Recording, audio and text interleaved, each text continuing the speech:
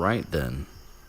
Um, Hello and hi and welcome and stuff. I'm like, I think I know what I'm doing. It's been a little while, over a week, and yeah, I was in Atlanta. I thought that in Atlanta I might have an occasion to get one of these episodes in, but didn't end up working out that way. So I'm back in South Georgia now, and I'm accompanied by my faux crickets and coquilles, because that's just what we're doing still.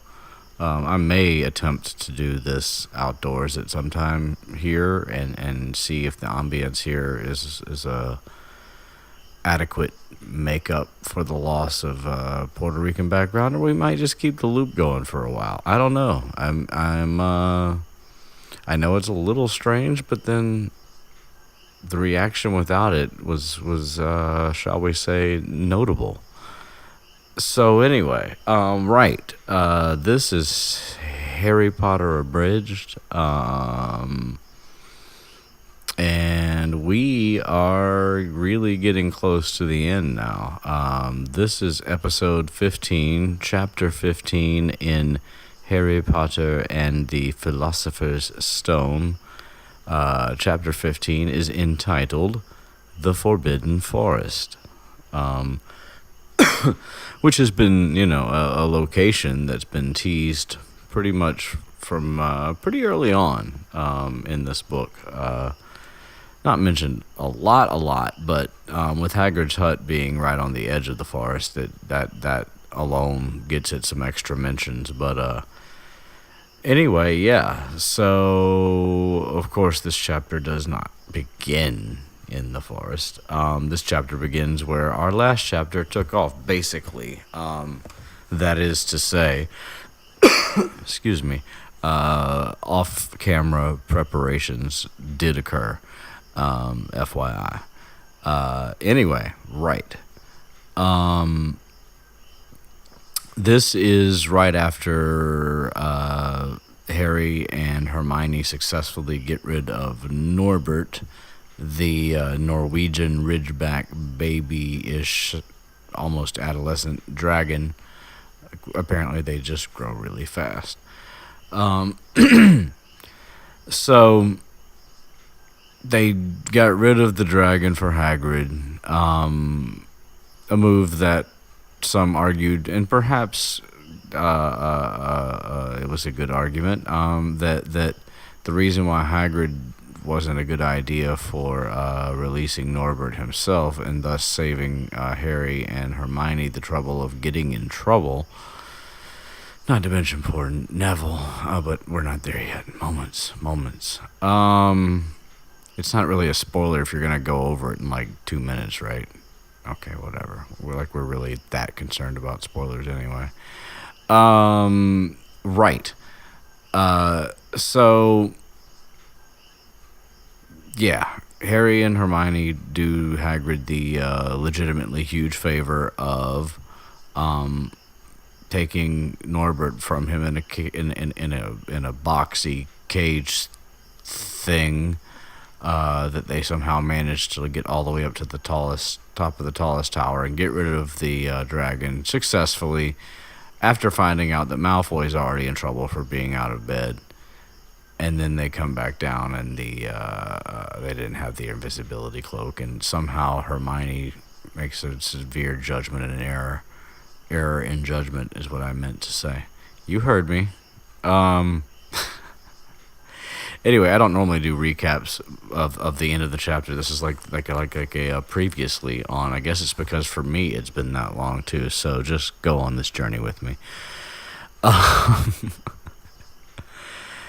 And so the chapter that we're actually reading, chapter 15, The Forbidden Forest, begins with the line, "Things couldn't have been worse," which of course they always could be, but nonetheless, as a first year with what Harry's already been through up to this point, they definitely aren't good. But as I say, they can always get a little worse too. So anyway, so Filch takes them to McGonagall's study, which of course is the last place you want to be when you're in trouble. And they learn that pretty much immediately upon meeting her.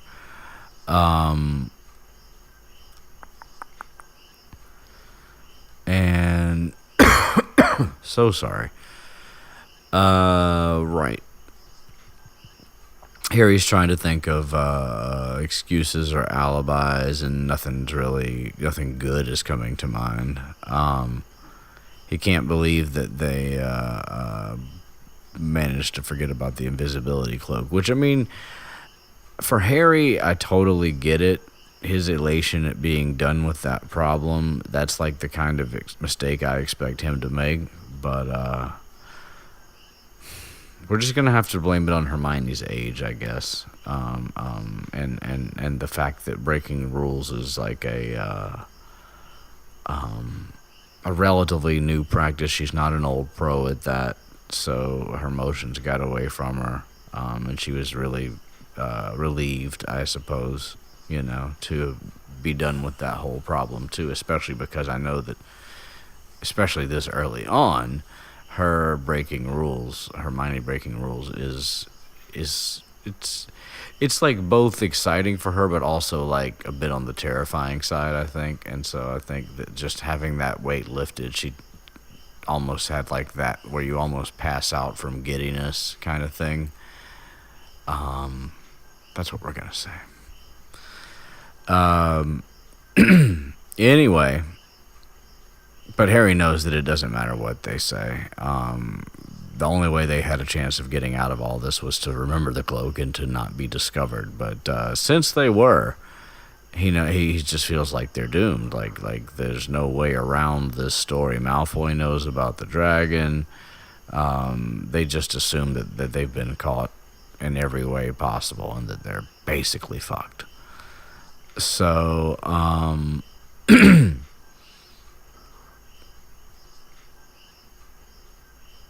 but that's when Harry realizes that things can indeed, in fact, get worse, because as McGonagall comes in, she's leading Neville, and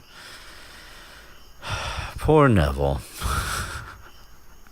trying to help, absolutely trying to help, and it's a testament to why he's in Gryffindor, that he would risk getting in trouble despite being scared of it at the same time, to try and save Harry and Hermione's ass, basically.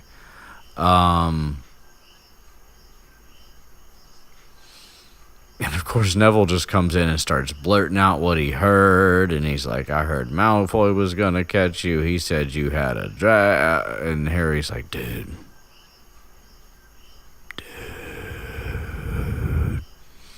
But he doesn't actually say it. He has to shake his head violently and get Neville to shut up. But of course, McGonagall saw that too.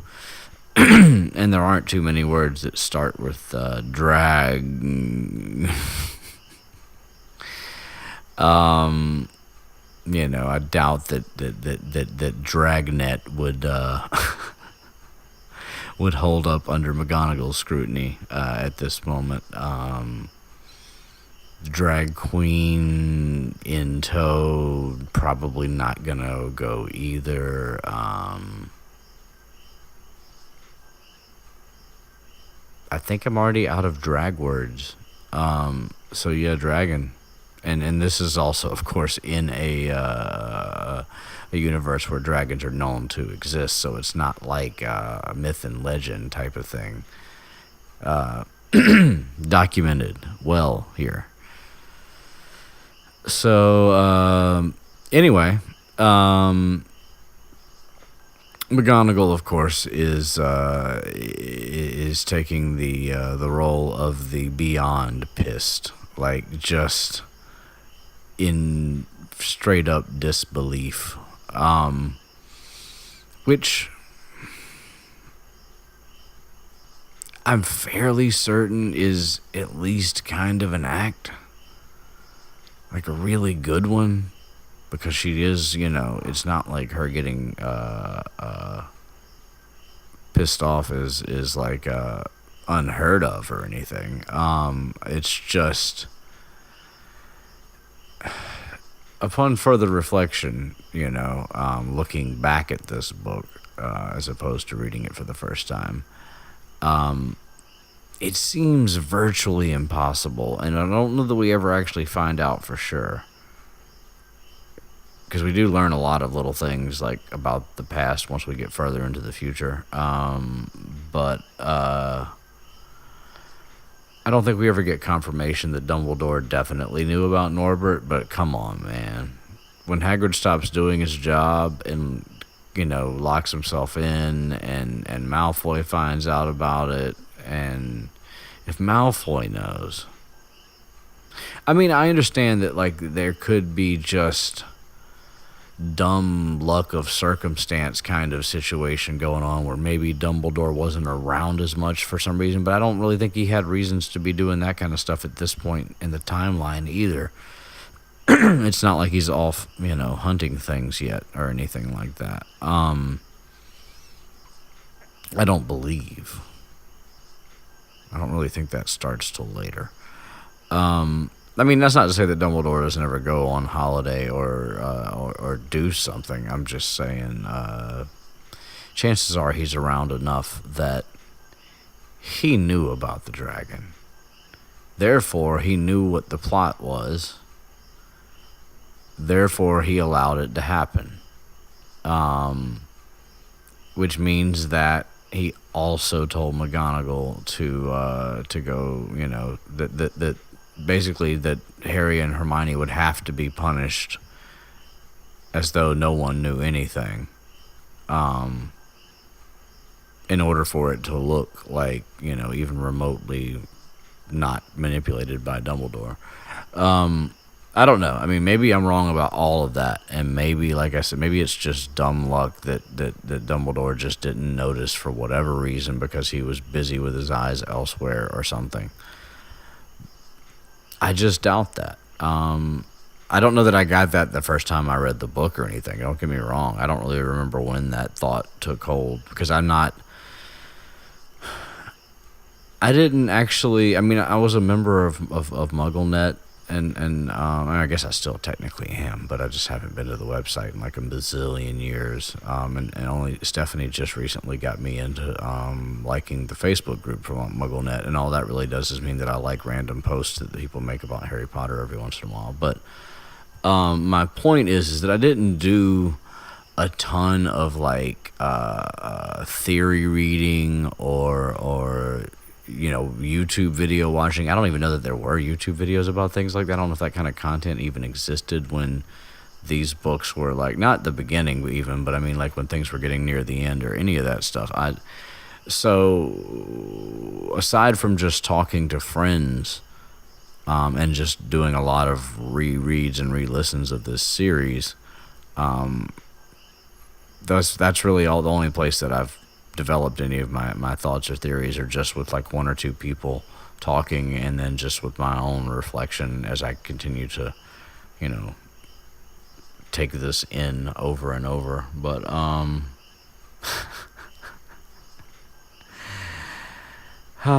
bad jokes, keep moving. Dun, dun, dun, dun. And so, yeah, McGonagall lands them with the big, explain yourselves. She's just, livid. And for all we know, she might be pissed that if she is having to act, she's probably pissed that she's having to act too, because that's not really her thing. So maybe she's not really having to act. It's kind of one of those, it's like, okay, never mind. That's not important. Okay, so in Lord of the Rings, in the movies, there's the scene where they're approaching Mordor, the Black Gate, and Sam gets ready to go, and Gollum Gollum grabs Frodo. Sam, I don't know. He grabs both of them, I think. but apparently, like when they were shooting that scene, like Andy Circus, how you actually say his name? Like, does it sound like the fucking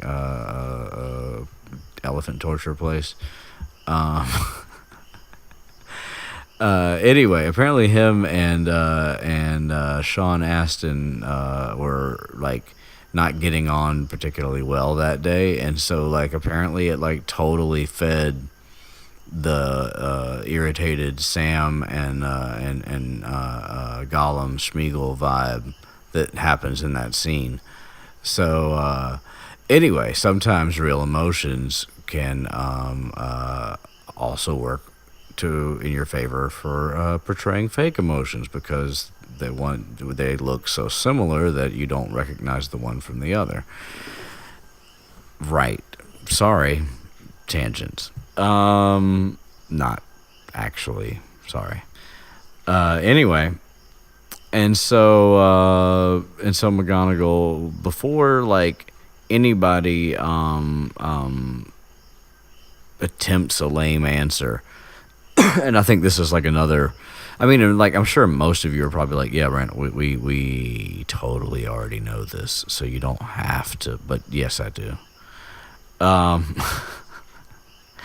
If you've made it to episode 15, you know I do.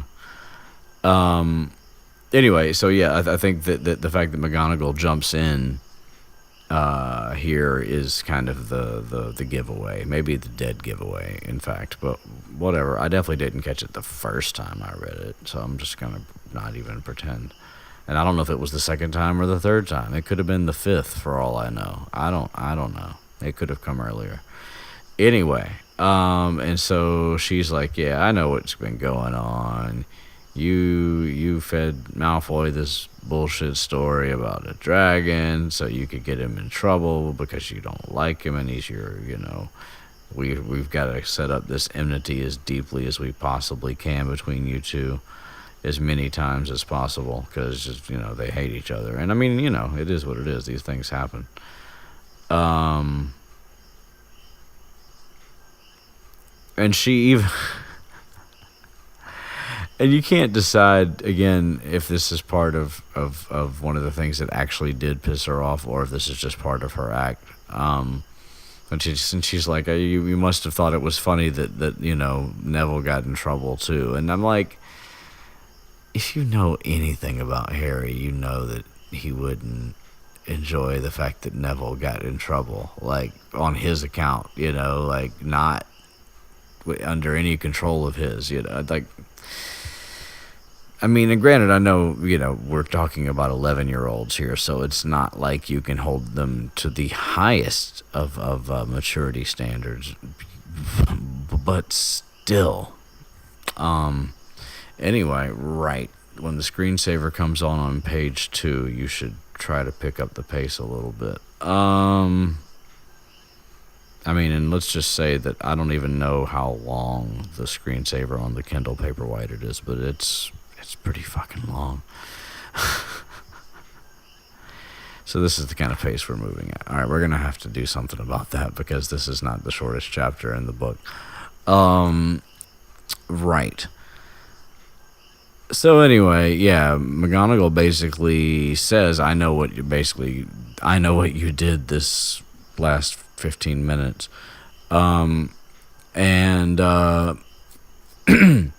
Nobody contradicts what she says. Harry does attempt to try and catch Neville's eye and tell him that he didn't think it was funny that he got in trouble because apparently Neville, thinking the worst of the situation, Neville thinks that was true and that Harry and Hermione thought it was funny that he got in trouble too. But anyway... And it's the cost of what it must have been for him to try and find them in the dark. Harry realizes that, like, not only in the fact that he's gotten in trouble, but the fact that it would have been scary as hell for him to be out after dark, knowingly breaking rules, trying to find Harry and Hermione, and doing it anyway. So we're led to feel properly bad for Neville, as we should. So yeah, McGonagall goes on with her speech.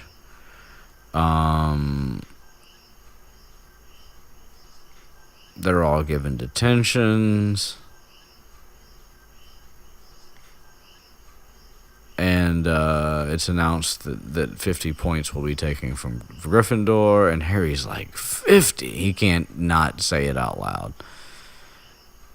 And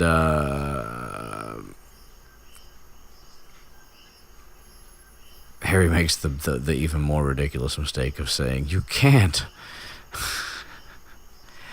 And, but before that, that's when she says, 50 points each.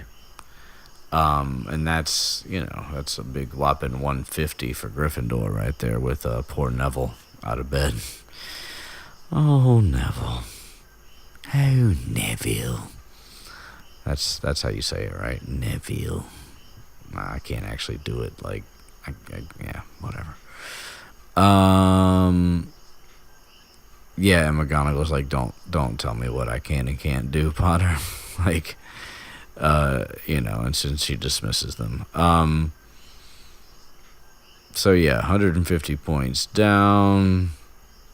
Gryffindor's fucked in the House Cup, and until heroic deeds come about, to fix that on up.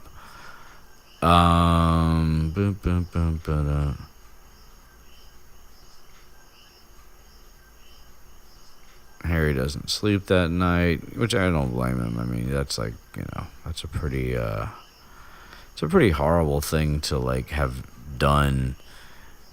But at the same time, like knowing that you were trying to like just help your friend, with your other friend, to get rid of a problem, and you succeeded, but you fucked up the last step, and now you're in trouble. So. It's not without its sting, It's not like it's just, we were out snooping around doing some shit we weren't supposed to be doing, and we got caught and we're in trouble, and now we lost 150 points for Gryffindor. It's like we were trying to do the right thing. We did the right thing. We fucked up the last step, and Neville got caught out too, trying to save us. Or warn us, at least. So, I mean, it's like, like, that's beyond a sick feeling. Because it's like, you still know that at the end of the day, you're screwed. But it's like, I don't know. Yeah, it's just got to be yeah. Anyway. I'm pretty sure that I explained that like for 4 or 5 different ways using almost the same words, but not exactly. So, you're welcome is what I wanted to say about that. And I watched the movie part this time to kind of, try and be caught up on that instead of having to talk about it in the next episode. Like I'm going to have to do with this one about the previous one because I didn't watch it ahead of time. But I didn't even really catch what landed them in detention with Hagrid in the first place.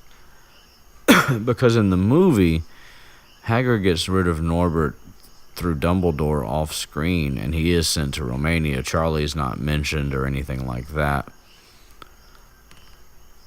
And now I can't even remember what they did. Something. Because Malfoy was involved. Crap. Anyway.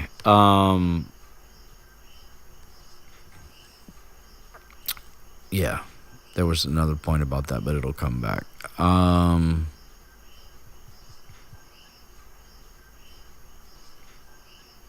So anyway, the next day for Harry is pretty much shit because not only did he not sleep all night, but then when he gets up, obviously it becomes clear that him and a couple of his friends lost 150 points for Gryffindor. I say quickly it becomes clear. I don't really know. I guess because eventually Dean and Seamus would own up to knowing, or maybe Neville would tell them or something. I mean, press leaks. I don't really understand, but somebody said something to somebody, or somebody put two and two together somehow and figured out that it was them, and specifically them, not just Harry and some friends, but Harry, Hermione, and Neville. And of course, meanwhile, the Slytherins are like cheering them on and stuff, mockingly, of course, but still, it's just a bad situation all around. And Ron's like, oh, they'll forget about it, which of course, that's the thing with Ron. Like, as long as it's not happening to him, he's got the greatest positive advice for you.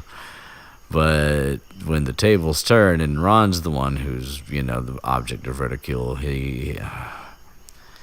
I love Ron, but he's really bad at that. Or at least for like 90% of the story, he's bad at that. I mean, he has his moments, but in general, not his strong point at all.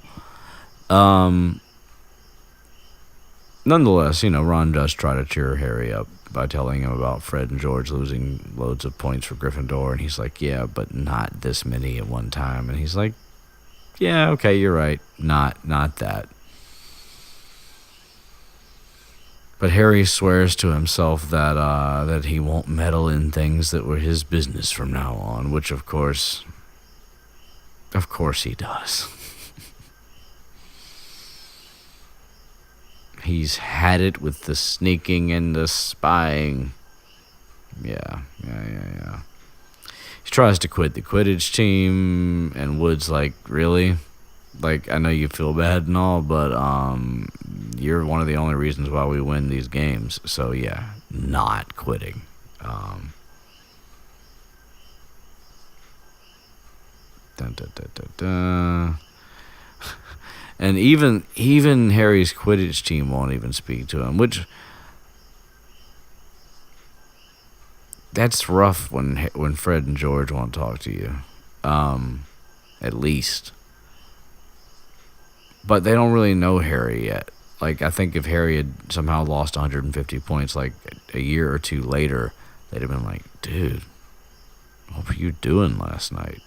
Something, like, must have been something good if you lost that many points, something. But anyway, no.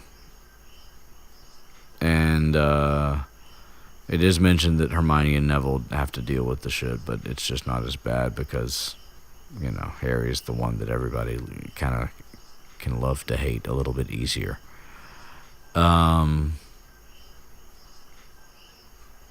But the exams are coming up, and all of this revising, aka studying, has got them, so bogged down with like stuff to think about that at least that's keeping Harry's mind off of the shit for a while. So that's something. And then, of course, we get just about to exam time, and of course, now that Harry's made a resolution to himself not to, meddle around and stuff, of course that must be tested, because, you can't make a resolution like that and not have it be tested. So yeah, anyway, he's walking back from the library one day, and he hears Quirrell whimpering in a classroom, and he's saying, "Not again, please." And Harry assumes that means that somebody's threatening him, although he doesn't actually hear the threatening voice. And then he hears Quirrell respond again to what somehow must have been the threatening voice that was harder to hear for some reason in between. And he's saying, all right. And he sobs, Quirrell that is, and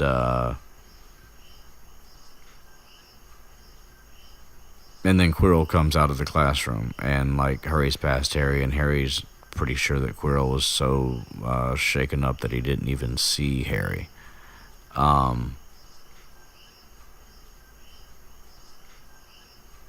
Oddly, Harry's scar does not hurt.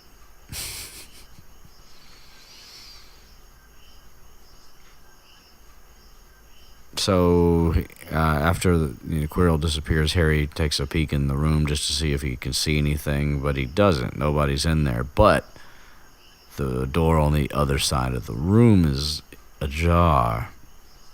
And by ajar, I mean open, not made out of glass and round.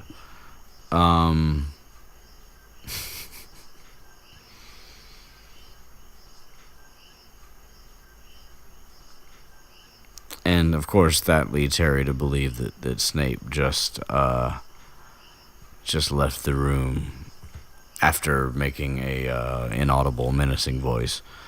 He also has fled the room just in time for Harry to not see them. But that's just what he thinks. But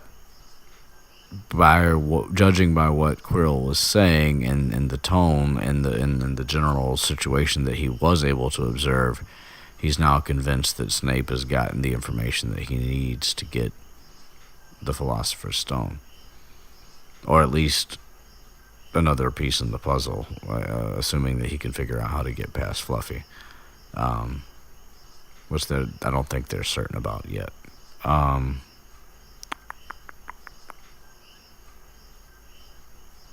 Right, and Hermione points out there's still Fluffy. And Ron, of course, thinks that maybe Snape's figured out a way around Fluffy without talking to Hagrid. Which I guess would be possible, but anyway. It's not like Hagrid's never been fooled by a stranger in a pub before, so there is that trick. But,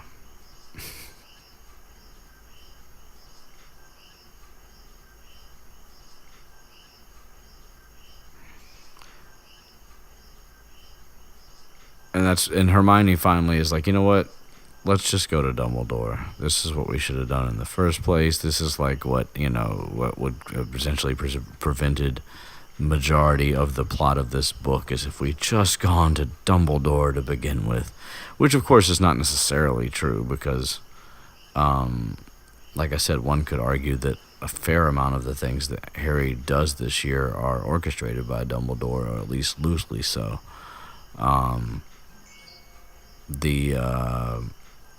The cloak, the mirror. I'm not going to say he planted the dragon, but as far as getting rid of the dragon, yeah. Anyway. But Harry's like, yeah, we could go to Dumbledore, but with what? Our suspicions? Our 11-year-old suspicious minds? We don't have any proof.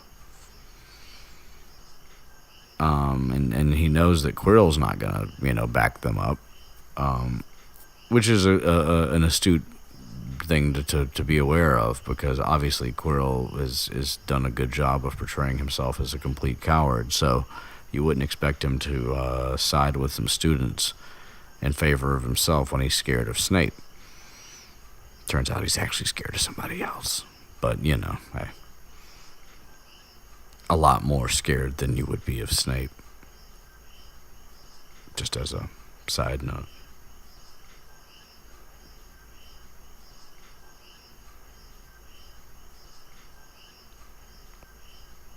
And Harry points out, too, that, BTW, we're not supposed to know about that thing, the Fluffy thing or the Philosopher's Stone thing. Like, students aren't supposed to know, and we figured it out by a lot of snooping around. So, again, with the going to Dumbledore thing, not really our best course of action.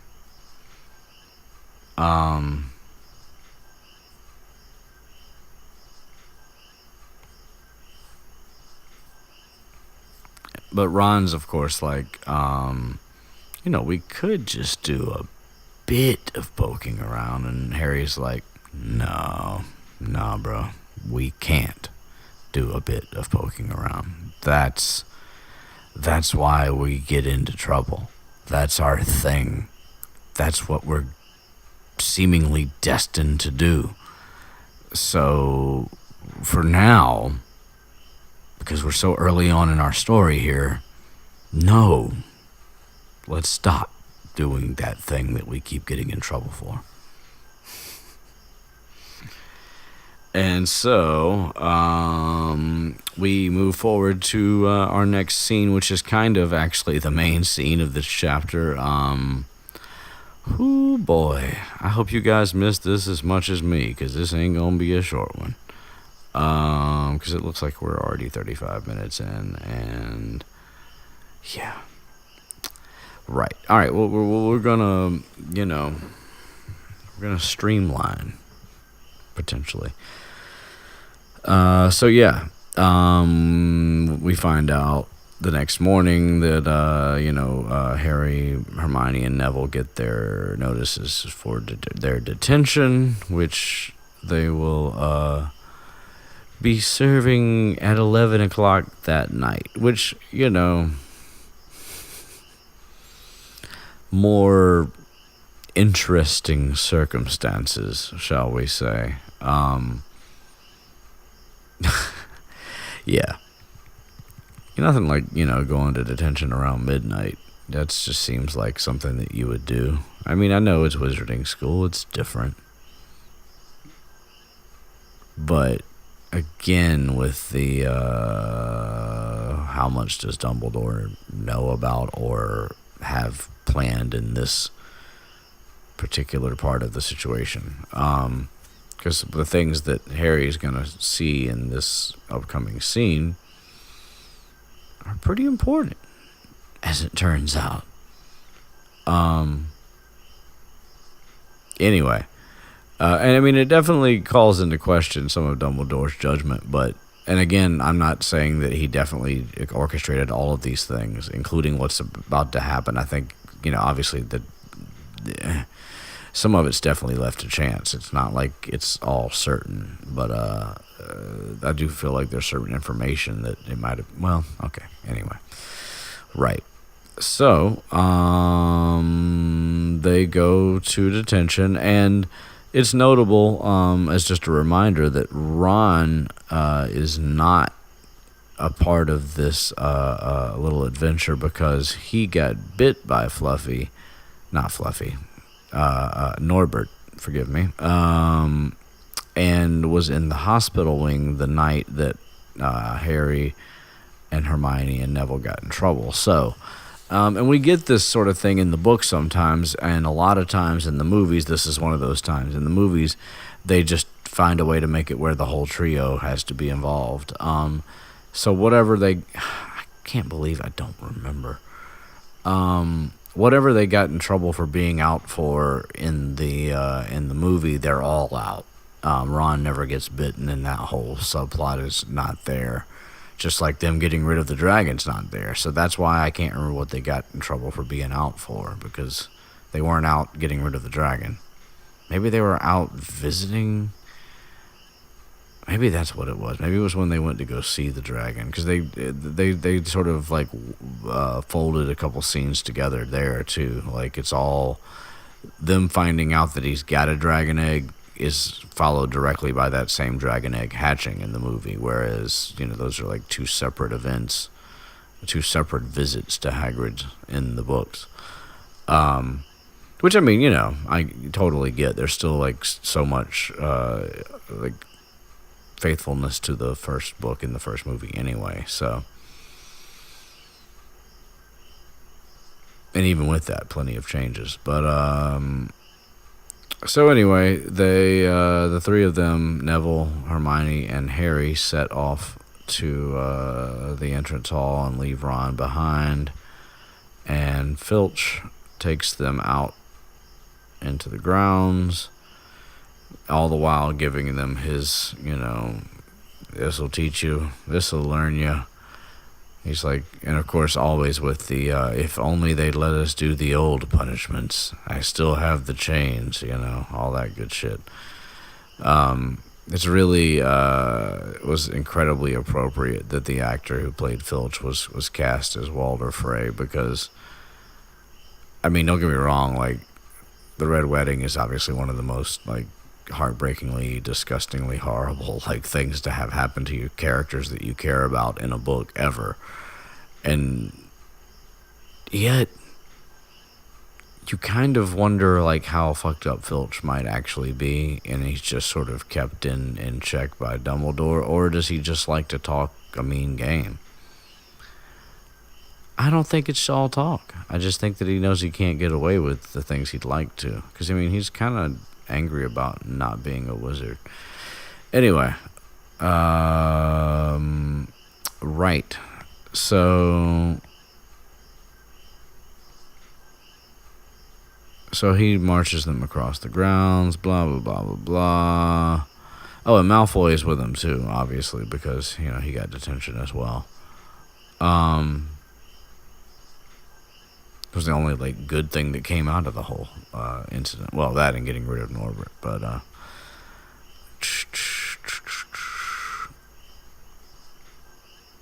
and so they get to Hagrid's hut, and so it takes them a second, and then they realize they see the lights ahead, and they're like, "Oh, so we're going to Hagrid's."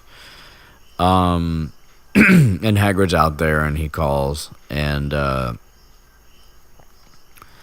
course Filch is like, "Oh, you think this is going to be all fun and games now because you get to hang out with Hagrid," but he's like, "You think again, blah, blah, blah," I mean, and, again, this is why I say Filch is kind of like a sick fuck to a certain degree, because, I mean, he's like, "I'll be much mistaken if you come out in one piece." Like, you really, like, think that, like, Hagrid's going to let some beast eat Harry? Or is that just figure of speechish, and I'm, like, overanalyzing, like, his words just because I think he's a dick anyway, so I'm making him worse than he is.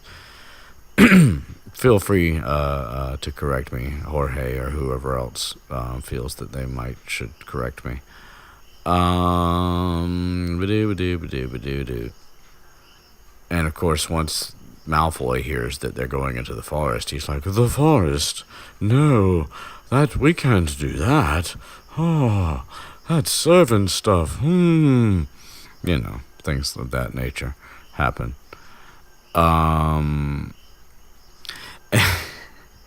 And this is one of the few times where I'm like, maybe she didn't have all of this planned out, because there's like several mentions of werewolves in this part of the chapter, supposedly potentially being in the forest. I'm not sure that Hagrid actually confirms that there are, but that's one of the things that Malfoy mentions, and it comes back up. Harry mentions it in a minute here in this chapter. But I'm like, granted, in the mind of a child, a werewolf is just what you would imagine it to be when you're a child. Just a monster, not really thinking about the human element of the whole thing. But it's just interesting because nobody like corrects anybody about being like, well, werewolves aren't just wolves that people turn into. Like, they're people that happen to also turn into wolves at one point of the, like, nobody says, no, or nobody even just says, "Hey, do you see the moon? Is it full?" Then it's not a werewolf. None of those kind of things actually come up in these conversations. And granted, it's all like kid asks about werewolf and adult dismisses kind of thing, or doesn't even acknowledge. In the case of Malfoy, I don't think, but because I'm already moving past that. Oh no, yeah, and Filch like totally like embellishes that. Actually, I take that back. He's like, "Oh, you should have thought of them werewolves before you got in trouble, shouldn't you?" Fucking Filch.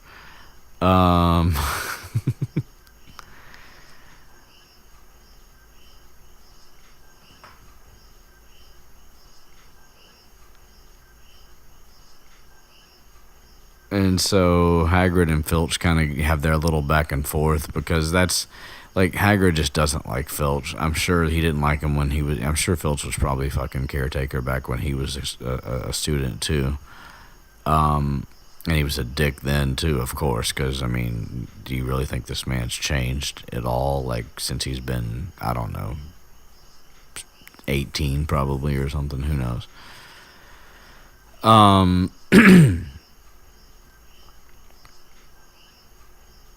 So anyway, and yeah, and Hagrid's like, this is their punishment. Like, they don't need to be hearing shit from you. Like, get the fuck on. Which is kind of great, like to be able to sort of have Hagrid to be your buffer there. And Malfoy tries to put his foot down. I'm not going into the forest. But of course, there's not just defiance, there's panic in that voice, and that's Harry's kind of like, and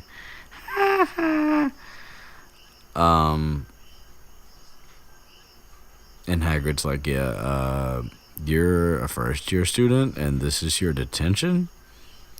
So we're going into the forest. If you want to stay here, that is. Otherwise, you can go home. And so into the forest they go. Oh.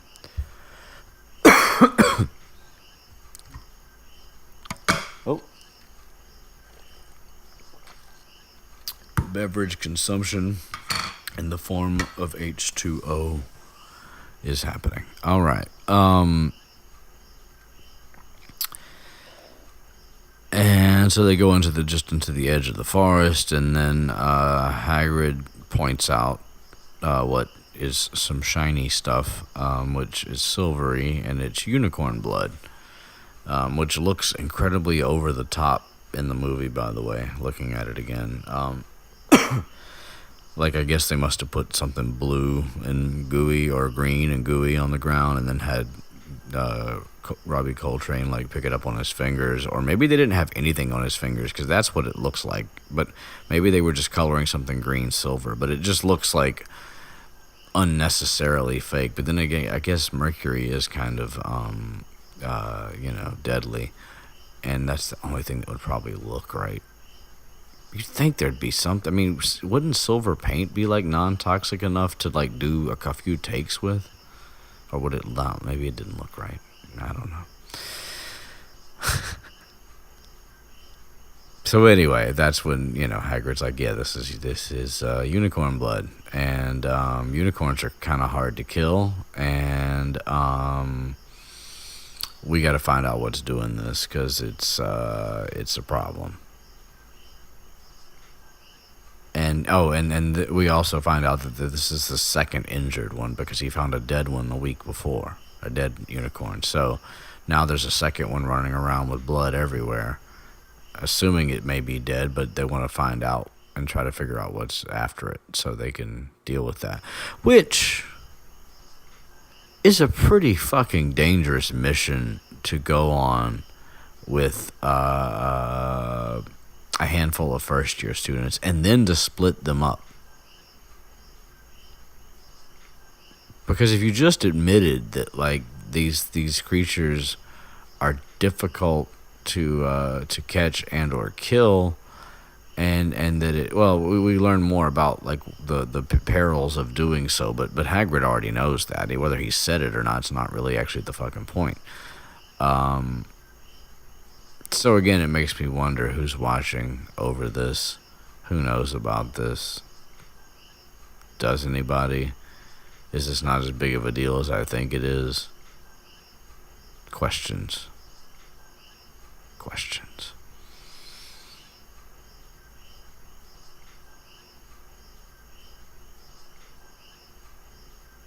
And even Malfoy does make that one point. He's like, what if the thing that hurt the unicorn finds us first? And Hagrid's like, nothing in the forest will hurt you if you're with me or Fang. Which, that might normally be true, but normal circumstances don't get unicorns killed. So there's a hole in this here logic, but whatever. So yeah, Hagrid splits them into groups, and of course, on the first pairing, Harry gets to go with Hermione and Hagrid, and somehow Hagrid thinks that pairing Neville with Malfoy is a good idea. and Malfoy insists on getting Fang, and that's when Hagrid lets us know that Fang is actually a coward. So, which is pretty funny in the movie too, because we get a perfect little or whatever from Fang around that moment. But Fang still looks intimidating, at least. And so Hagrid gives them basic instructions on what to do if they find the unicorn or if they get in trouble. And Hagrid makes sure that they stay on the path that they're on. And so they go a little ways and then they split them up. And then they walk for a while. And that's when Harry, like, as they've been going for a little while, Harry's like, could a werewolf be killing the unicorns? You know, because werewolves got mentioned earlier and I want to mention them again. And Hagrid's like, they're not fast enough. And that's when he points out that they're not easy to catch and that they're powerfully magic creatures, and he's never known one to be hurt before. So knowing these things, Mr. Rubius Hagrid, you split off 11-year-olds in the forest to go look for the thing that's hurting the animal you've never known to be hurt before. Who put you up to this, Hagrid? Does he wear half-moon spectacles? I'm just saying. Some of this I am thinking of for the first time, like at least on a slightly deeper level than before, but that's what happens when I do these things, and that's one of my favorite things about doing them, actually. And so anyway, yeah, but so the again with the werewolf thing just being kind of dismissed, not like addressed or fleshed out or any of that, like no full moon references, no references to the fact that werewolves are still part human, none of that shit. And I know Hagrid's on edge, he's got the crossbow out, they're walking through the forest. It's probably not the time for that discussion anyway. But I do remind you that Hagrid is a half giant, so he... Anyway.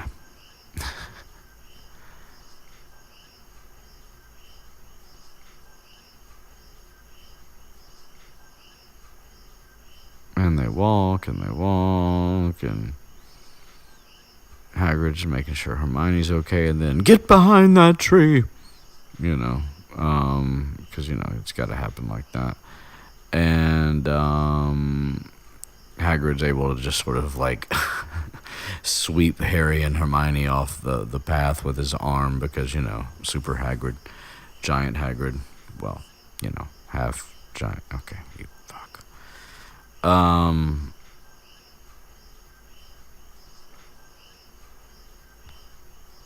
Wait a minute.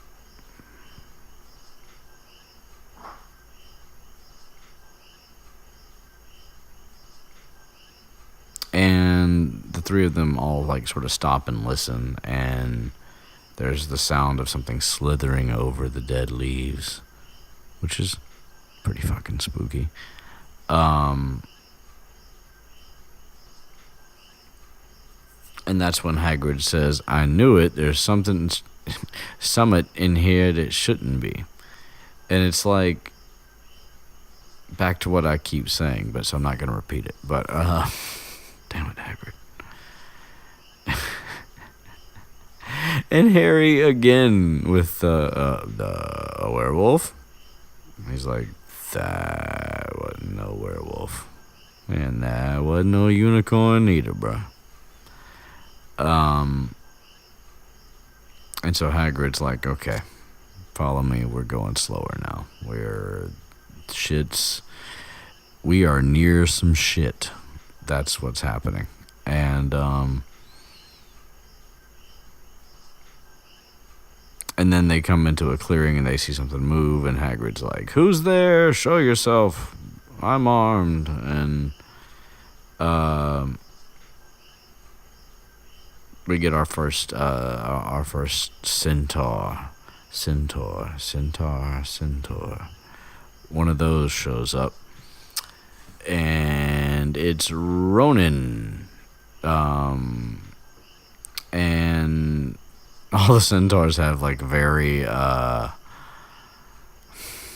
what are those types of names? I don't even know, but they're all the same type of name, or they go together. I guess that's what the point is anyway, that they should, but fuck.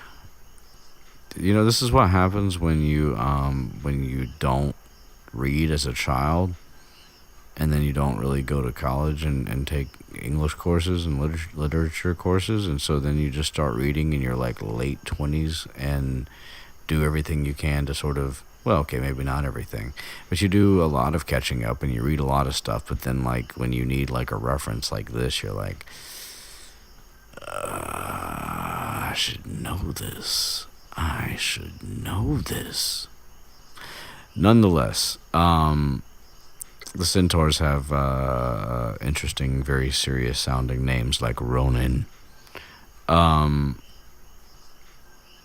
And they also speak in a certain manner that is like more proper, and also a lot of vague manners of speaking. They don't always answer direct questions with direct answers.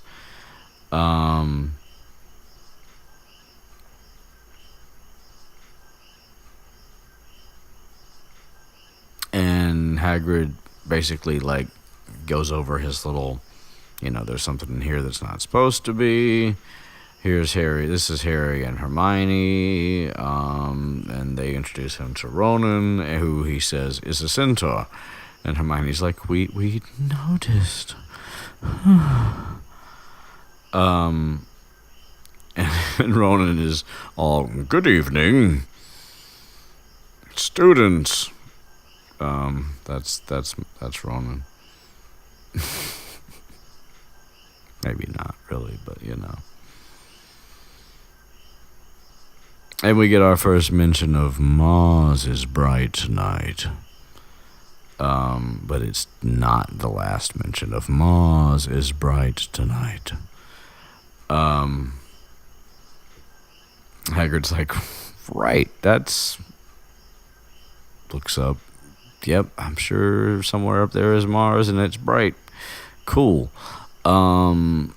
So about the forest, not the stars and the planets, but about the forest. There's something fishy going on. Have you seen anything? And Ronan doesn't really say anything for a minute. He's just looking up at Mars, apparently. And such a cheerful fellow is our Ronan here. He says, always the innocent are the first victims. So it has been for ages past, so it is now. Right. And Hagrid's like, right, so you seen anything? And then we're back to Mars is bright tonight. And Hagrid's like, fuck. Okay, cool, but like, last time. Anything, that we could see and touch around here, not in the sky? Still no direct answer. Just the forest hides many secrets. Damn it, Ronan. And then another centaur shows up, a second centaur, and his name is Bane. Because, yeah.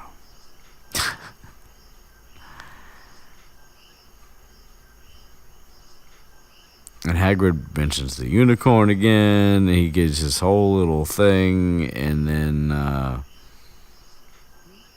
he looks up, and he You're not going to guess. He looks up at the sky and he says, Mars is bright tonight. I know, you didn't see that shit coming. You didn't. Quit pretending. Next time you'll see it coming, but not this time. You ain't see it.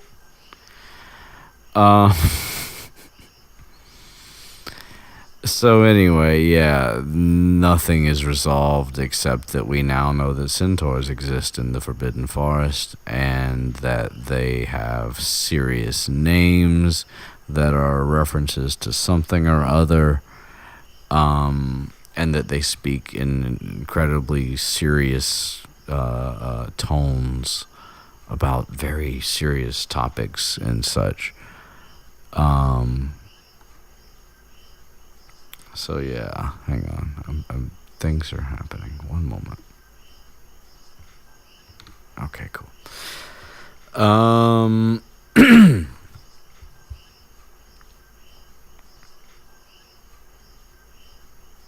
And we find out that there are a fair few centaurs, which, you know, we don't really know what that means, but there's a decent number of them. But yeah, Hagrid calls them stargazers, and that they're deep and smart, but they just don't let on much, which you could say that again. Don't. And yeah, Harry's like, so do you... It is funny because Harry's just like asking like the questions that he knows the answers aren't going to be the answers he wants. He's just hoping. He's like, that was a centaur we heard earlier, maybe. And Hagrid's like, did you hear hooves?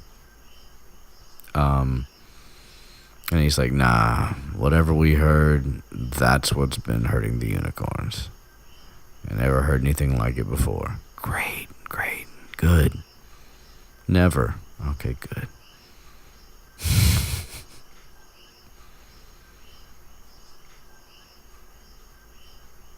So anyway, then they walk on because, you know, task still at hand. Just had to have a chance meeting with the centaurs first. And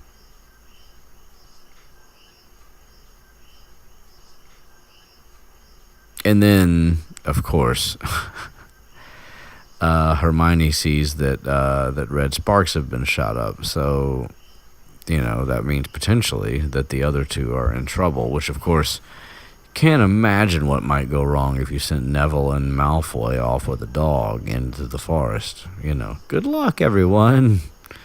So anyway, Hagrid's like, wait here, and then he just out of there.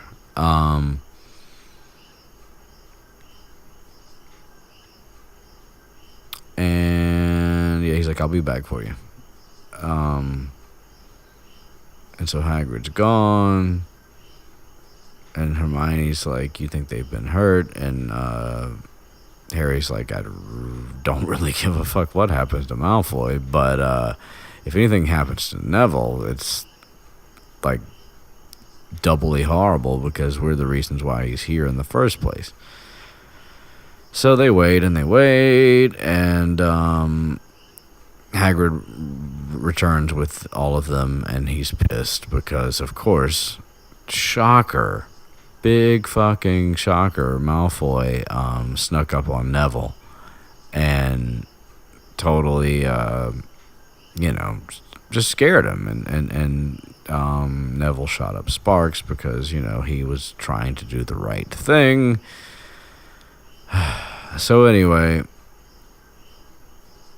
Hagrid's still intent on splitting them up for whatever reason, and so he at least has the sense to put Malfoy and Harry together. And while they are enemies and all that good old shit, like, Harry's not going to be spooked by some, you know, bullshit Malfoy prank, so he knows that at least on that end, things are better. So those are the new teams, and go teams, and they are set off.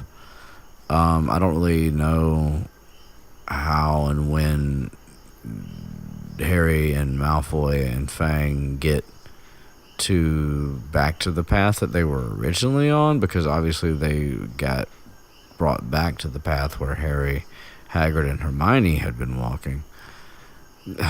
Whatever. They keep walking. Walking happens. And the blood is getting thicker. There's more of the silvery stuff around. And Harry's thinking that must mean that the unicorn's been thrashing about, which is, of course, a kind of a horrible thought, because we think of unicorns as being nice and sweet and things with rainbows and shit like that. So, one of them mortally wounded, not particularly pleasant.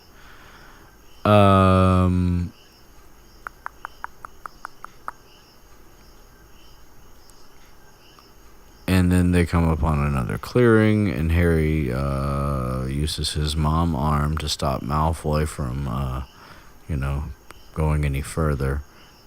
And there's the unicorn, and it's dead. And it's beautiful and sad, of course. And yeah, it's just a, beautifully sad scene. And then, out of the shadows, a hooded figure came crawling across the ground. Like some stalking beast. Okay. Yeah, fucking creepy shit happens right here and there. And, there's already been enough, this isn't exactly your average children book shit, but this is the moment where you're like, this is really not some average children book shit. At least I don't think it is. And yeah, so the cloaked figure gets to the unicorn, and it lowers its head over the wound in the animal's side, and then Malfoy starts to scream, and he runs, and so does Fang, because, he's a bloody coward. And of course, this racket distracts the hooded figure, who looks up and looks straight at Harry. And then it gets to its feet, and it starts coming towards him, but Harry's frozen from fear. And then the pain pierced his head, and his scar starts hurting, and it's on fire, and he's half blinded, and he's staggering backwards, and he hears hooves behind him. And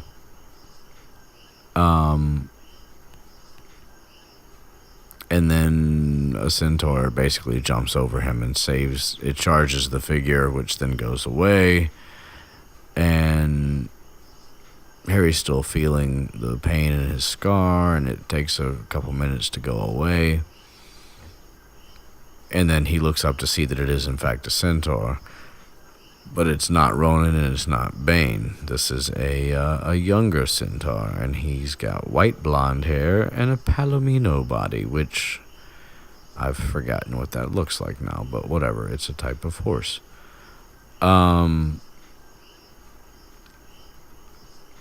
And Harry asks him, he thanks him for saving him, but then he's like, what was that? And of course, asking a centaur a direct question, wrong.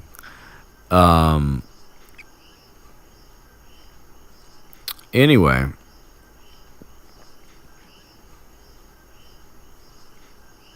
so the centaur identifies him correctly as the Potter boy.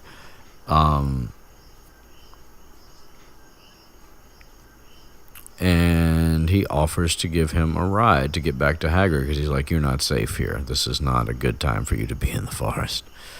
And we find out that this centaur's name is Firenze.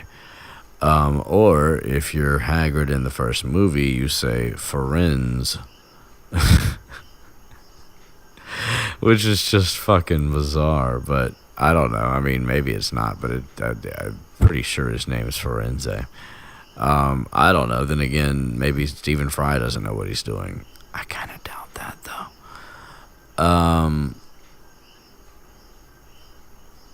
And so anyway, Firenze, as we will learn, is not like the other centaurs, or at least not as much like them as they are like each other. He is, in fact, the one of these things that's not like the other, the one of these things that doesn't belong. That's Firenze, kind of. Anyway, he lowers his back and he lets Harry climb on and he lets Harry ride, and that's, as we learn moments later after they come. No, they don't even get moving yet. Before they can even go anywhere, Ronan and Bane come galloping through the clearing, into the clearing, and they yell at Firenze, giving him shit about having a human on his back, and ask him if he's a common mule. And Firenze's like, hey, bruh, that's Harry Potter, bruh. You know that. He doesn't need to be here. I'm helping him. Like, enough of your bullshit. And they're like, what have you been telling him? And they're apparently, he reminds Firenze, Bane does, that they are sworn to not set themselves against the heavens. And there's reference to the things that they've read to come, and blah, blah, blah. And even Ronan kind of like tries to defend Firenze a little bit. He's like, I'm sure he was acting for the best, or he thought he was. And that's when Bane gets even more angry. He's like, for the best? What is it to do with us? Blah, blah, blah. In their minds, everything's already been foretold, so they're not really like concerned with trying to affect any particular events because everything's already been foretold. So that's sort of their take on things. So, but Firenze's like, I see things around me. Like over there's a dead unicorn, and whatever the fuck did that, I'm setting myself against that. I'm not with that shit. It's not cool. There's no. I will stand alongside humans if it comes to that. And so, anyway, yeah, that happens. And so then Firenze gallops off and takes Harry to the edge of the forest. And so Harry's like, okay, so wait a minute. Why was Bane so angry? And what was that thing you saved me from in the first place? And so Firenze slows down, and they have to keep their heads bowed before low-hanging branches. But Firenze still doesn't answer. So they keep moving, and then that's when Firenze explains what unicorn blood is used for, and Harry's like, yeah, I don't know anything about that. And he's like, it's monstrous to kill a unicorn. It's only someone who has nothing left to lose. It will, even if you're an inch from death, this blood will keep you alive, but at a terrible price. You'll have something, yeah. It's a problem, and it's interesting because it's like it makes you wonder. Well, with the situation that Voldemort created for himself, you wonder if this kind of curse even really matters, because he's already so fucked up. But then again, does it? I don't know. Anyway, so it says that you will live a half-life or a cursed life from the moment you drink any of this blood, basically. And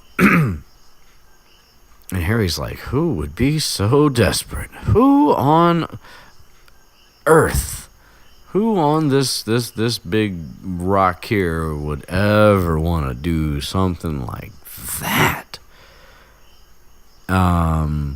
like, wouldn't it just be better to die? And Firenze's like, yeah, unless you just needed to stay alive long enough to drink something else, something that would give you, full strength and power, something that would keep you from dying forever. And that's when he's like, do you know what's in the school? And Harry's like, the Philosopher's Stone, the elixir of life. Doom, doom, doom, doom. Bells are ringing, bombs are going off, all that kind of shit. But then he's like, but who? And you're like, Harry. But, I mean, he thinks he's gone, so yeah.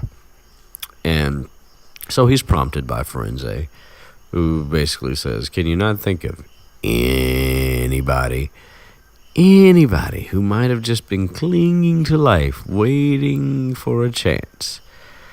And that's when it all kind of comes crashing down on him. And Harry remembers Hagrid's first description of the situation about Voldemort, and he's like, reminiscing, saying like people say that he died, but I don't think he died, and I don't think he had enough human in him left to die, which is, pretty insightful for Hagrid. But then again, Hagrid does, see Dumbledore a lot, so, and so Harry's like, do you mean that was Hey, Harry! Of course. Right as the word's about to come out of his mouth, everybody shows back up. And Harry's like, yeah, I'm good. Everything's good. And Firenze's like, all right, dude. Well, glad we had this talk. Peace. And because once Hagrid's there, Firenze's pretty confident that Harry is in fact safe, which is legit. Even if Hagrid was dumb enough to split them up, once you're actually with Hagrid, you're good. And Firenze even says, that the planets have been read wrong before now. Hopefully this is one of those times, because, you're pretty cool, and I don't want those things to happen. But anyway. So that's the end of the detention piece, and we go to our little denouement. So yeah, it's probably not at all how you say that. And Ron was asleep in the common room waiting for them, and so they wake him up, and they kind of basically explain everything that happened. And so, of course, now the new working hypothesis is that Snape doesn't want the stone for himself. He wants it for Voldemort, and Voldemort's in the forest. And we just thought that Snape wanted to get rich. And Harry's just saying Voldemort's name like over and over again in this little rant. And Ron's like, stop saying the name!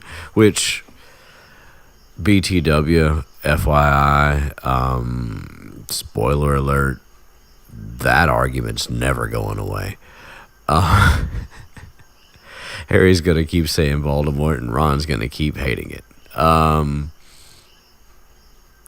So yeah, and of course, and Harry's going to also continue to pretend like, or not even be pretending, but just not even hear Ron saying anything about it. Because usually when he's rambling about Voldemort, he's really going off.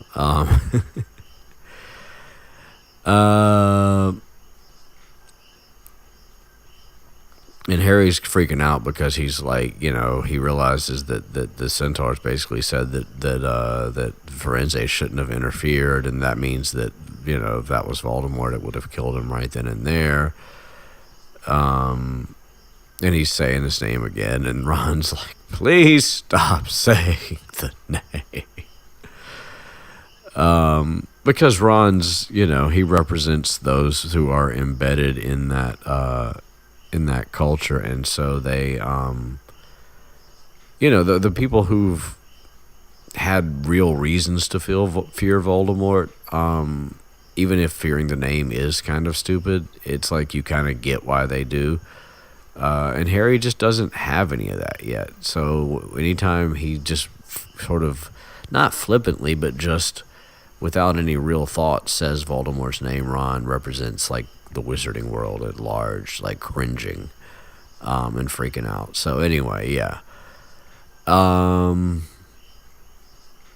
so, yeah, Harry's just like, so now we just have to wait for Snape to steal the stone, and then Voldemort will be able to come and finish me off. Well, I suppose Bane will be happy. Harry's not at all dramatic. Not at all. You know, just laying out some facts that in his mind. But Hermione does throw in the not so much silver lining, but just the hey, BTW, FYI, Harry. You know, everybody says that Dumbledore's the only one that you know who was afraid of. So as long as Dumbledore's here, you're good.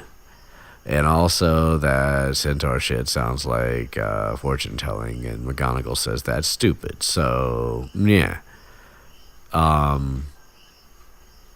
Anyway, so they stay up all night talking, and then Harry finally goes to bed about as the time the sun's rising, and the last surprise of the evening is awaiting him.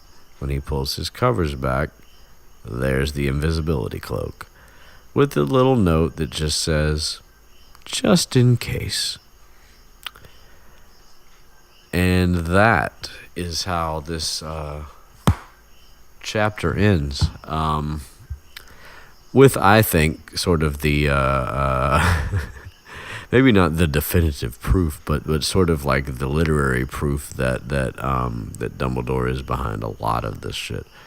You know, and I with not being able to say exactly which parts, it makes it harder to judge Dumbledore, but I do think that he does have Harry's safety in mind, but he does do some things that are, you know, borderline. But then again, who's to say he's not around and invisible and ready to act if he actually had to? Who knows? Who knows? Anyway, 2 more chapters, ladies and gentlemen, and we are done with this guy, and we I think we move on. But anyway, I'm hoping to be more regular again, and that does not involve fiber. That means recording more episodes. But yeah, I'm hoping to be able to do this a little more regularly now, and to kind of pick the pace back up.